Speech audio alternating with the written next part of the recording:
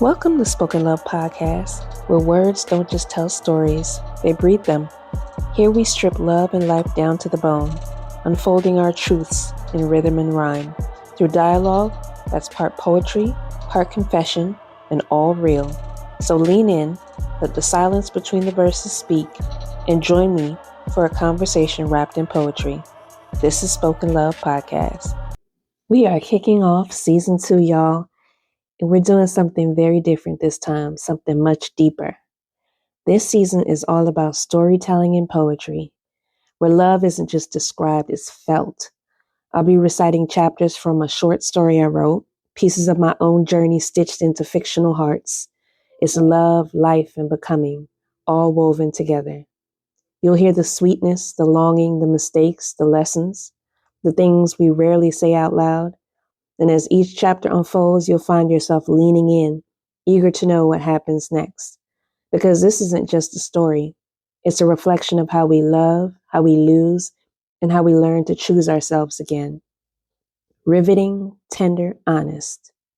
Welcome to Season 2. Chapter 7, When Love is Tested. The honeymoon rhythm had settled in, something richer, partnership. Morning devotion texts, afternoon check-ins, weekend brunches that stretch into sunset drives. Bri and Chase didn't chase perfection, they built peace, and for a while it was enough. Until life, as always, tested what they learned to pray for. Business storms. Bri's firm landed its biggest contract yet, a multi-million-dollar consulting deal with a Fortune 500 tech company. The catch? The lead investor wanted Chase's company as a systems partner. At first, it seemed like divine alignment until Chase's team hit delays. Bri's client grew restless and emails turned sharp. Your company promised the beta by Monday, she snapped on a call. Bri, I'm doing everything I can. We're down a developer, Chase replied. You should have told me sooner. You've been buried in meetings. I didn't want to add stress. She exhaled. Transparency isn't stress, it's respect. The line went quiet. I got it, he said flatly. It wasn't anger, just distance, that quiet between people who care too much to explode. The flare from the past. Later that night, Bri scrolled through Instagram. A tagged photo caught her eye. It was Chase at a mixer. Beside him, Lauren, his ex-fiancée. Flawless, smiling too close. Her stomach nodded. The next morning she didn't mention it, but energy tells on us. Chase noticed. What's wrong? Nothing. He leaned closer. Bri. Her jaw tightened. You didn't tell me Lauren was at your event. He blinked. It was industry. Random. She came up, said hi, took a picture. That's it. Bri folded her arms. And it didn't cross your mind to mention it? Didn't seem relevant. Transparency, remember? Chase's tone softened. You're right. I should have said something. He reached for her hand. But trust, even healed, can bruise easy. Naomi's dream. That night, Naomi crept into Bri's room, rubbing her eyes. Mommy, I had a dream. What kind of dream, baby? You and Mr. Chase were on a boat. It was really calm, but then big waves came. You almost fell, but he held you. Bri blinked. And then what? Then the sun came back. Bri smiled, brushing a curl from Naomi's face. Sounds like faith to me. Naomi shrugged sleepily. Gods like stories with happy endings. Bri kissed her forehead. Me too, baby. Me too. Dinner with distractions. They met for dinner 2 nights later. Quiet corner booth, dim lighting. He looked exhausted. She looked guarded. They ordered food they barely touched. Finally, Chase said, I don't want us to get lost in pride. Bri's voice cracked. I'm not proud. I'm scared. Of what? That I'll love you through another storm and lose myself again. He reached for her hand. You won't, because I'll hold your hand and... She blinked back tears. Promise? He smiled faintly. Promise. But you gotta hold mine too. They sat in silence, letting forgiveness do its slow work. The offer. Weeks later, Bri received an email. A West Coast firm wanted her to expand operations to San Diego. Huge money, major exposure. but relocation meant leaving Brooklyn, leaving proximity to Chase. She stared at the offer for hours. Her phone buzzed. "Chase, how's your day?" She typed back, "Big news. Call you in 10. When she told him, he froze. "That's amazing," he finally said. "But," she asked. He sighed. "But that's 3,000 miles away."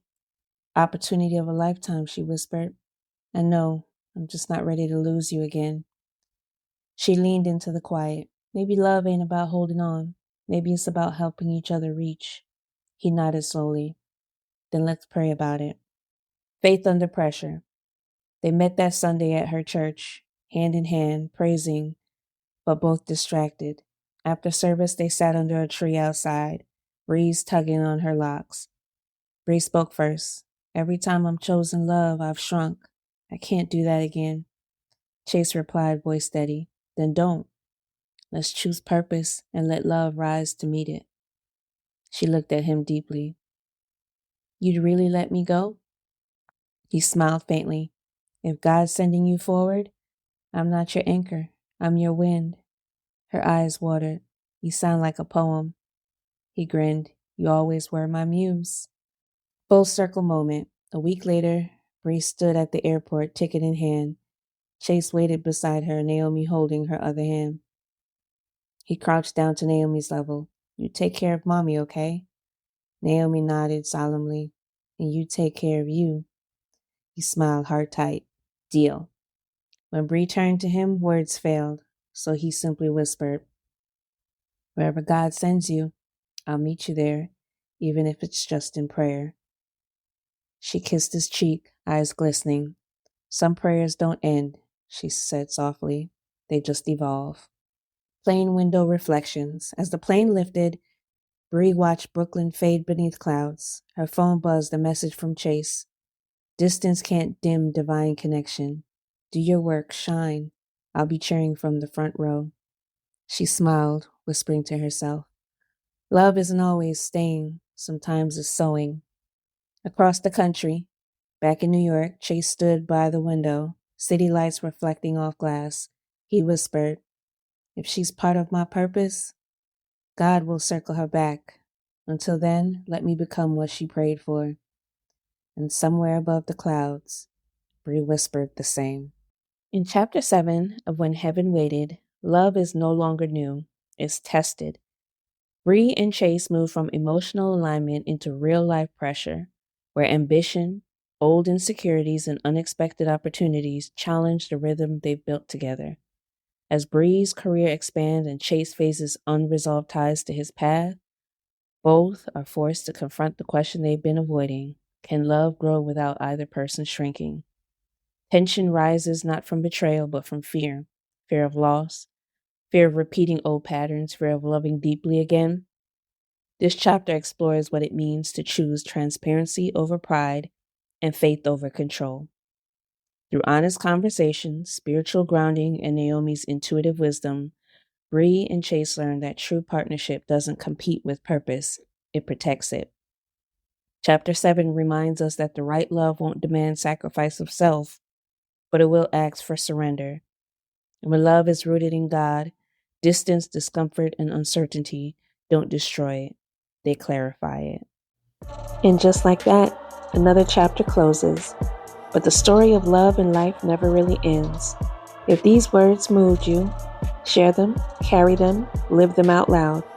Follow Spoken Love Podcast wherever you listen, and meet me here again, where the dialogue stays candid and the poetry stays alive.